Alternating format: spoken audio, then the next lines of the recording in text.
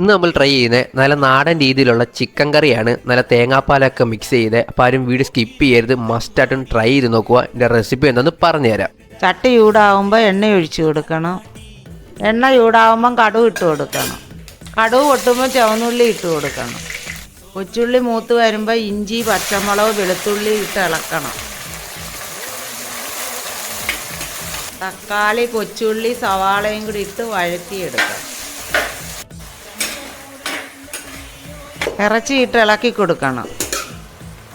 അര സ്പൂണ് മഞ്ഞൾപ്പൊടി, ആവശ്യത്തിന് ഉപ്പിട്ട് ഇളക്കി കൊടുക്കണം. ഇളക്കി കൊടുത്തിട്ട് 10 മിനിറ്റ് അടച്ച് വെക്കണം. ചീനിച്ചട്ടിക്കകത്ത് 1 സ്പൂണ് മല്ലിപ്പൊടി, 2 സ്പൂണ് മുളക് പൊടി ചൂടാക്കി കറിക്കകത്ത് ഇട്ട് കൊടുക്കും.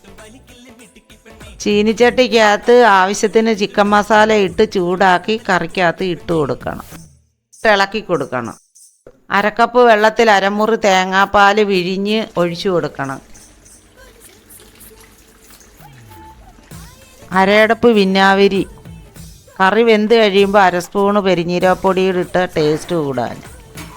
2 തണ്ട് കരിയാപ്പലയുടെ ഇട്ട് കൊടുക്കണം. 2 മിനിറ്റ് അടച്ചു വെക്കണം. വെന്ത് കഴിഞ്ഞ് ഇറക്കി വെക്കുക.